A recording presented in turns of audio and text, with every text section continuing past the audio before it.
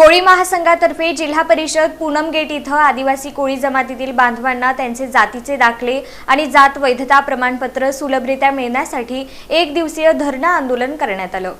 महाराष्ट्र राज्यातील अनुसूचित जमाती प्रवर्गातील महादेव कोळी, मल्हार कोळी, टोकरे कोळी, डोंगर कोळी आणि ढोर कोळी या समाज बांधवांना जातीचे दाखले आणि जात वैधता प्रमाणपत्र सुलभरित्या मिळण्यासाठी तसंच रक्त नात्यातील नातेवाईकांना जात वैधता प्रमाणपत्र सुलभरित्या मिळण्यासाठी महाराष्ट्र राज्याचे तत्कालीन मुख्यमंत्री यांच्या अध्यक्षतेखाली दिनांक 20 ऑक्टोबर 2023 रोजी सह्याद्री अतिथीगृहावर महत्त्वाची बैठक पार पडली होती।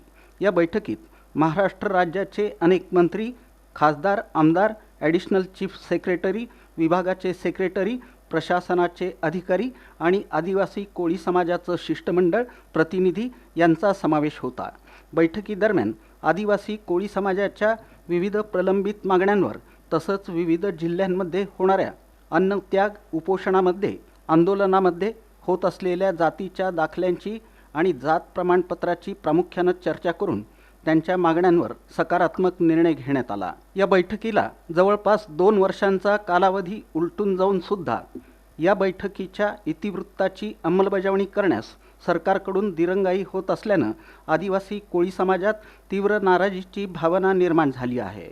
कोळी महासंघाचे राष्ट्रीय अध्यक्ष तथा माजी आमदार रमेश पाटील यांच्या नेतृत्वाखाली या विषयाचा सातत्यानं पाठपुरावा करण्यात येत असून 20 ऑक्टोबर 2023 रोजी झालेल्या बैठकीच्या इतिवृत्ताची तात्काळ अंमलबजावणी व्हावी आणि शासनानं आवश्यक ते परिपत्रक काढावं यासाठी संपूर्ण महाराष्ट्र राज्यात एकाच वेळी सर्व जिल्हाधिकारी कार्यालयासमोर धरणं आंदोलन आणि निवेदन देण्यासाठी कोळी महासंघाचे प्रमुख पदाधिकारी उपस्थित राहिले।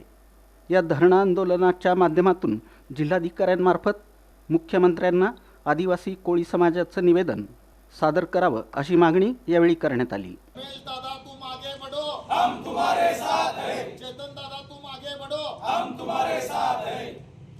हर हर महादेव, हर हर महादेव। जातीचे दाखले मिळालेच पाहिजे, जात वैधता प्रमाणपत्र मिळालेच पाहिजे। हर हर महादेव।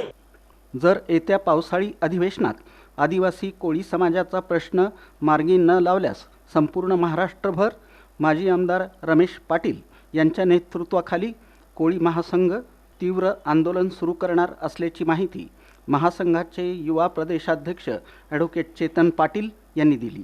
माननीय माजी आमदार आणि कोळी महासंघाचे संस्थापक अध्यक्ष रमेशदादा पाटील यांच्या नेतृत्वाखाली आज संपूर्ण महाराष्ट्रामध्ये 36 जिल्ह्यामध्ये कोळी महादेव, मल्हार कोळी, टोकरे कोळी, ढोर कोळी या समाजाला जात प्रमाणपत्र आणि वैधता प्रमाणपत्र, रक्तसंबंधित नातेगटांना जो काही माजी मुख्यमंत्री सन्माननीय एकनाथ शिंदेसाहेब 20/10/2023 रोजी ज्यावेळेस मीटिंग घेतलं होतं मंत्रालयामध्ये, मग त्यावेळेस त्यांनी सांगितलं होतं की हे जमात बांधावरती आपण अन्याय करणार नाही।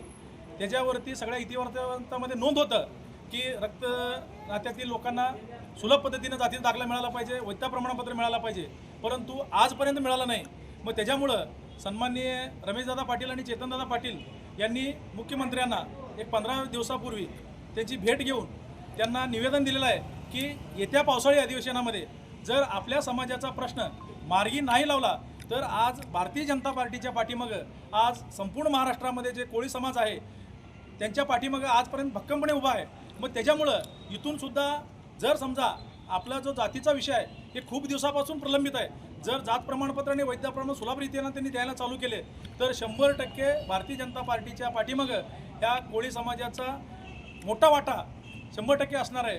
मग ह्याच्यासाठी आम्हाला शासनाला आमचं एकच विनंती आहे की आम्ही काय दुसऱ्यांचं मागत नाही। ज्या डॉक्टर महामानव डॉक्टर बाबासाहेब आंबेडकरांनी घटनेमध्ये लिहिलेलं आहे, संविधानामध्ये लिहिलेलं आहे की 29 ST महादेव कोळी, मल्हार कोळी, ठोकरे कोळी, ढोर कोळी यांना दाखलं द्यायला पाहिजे।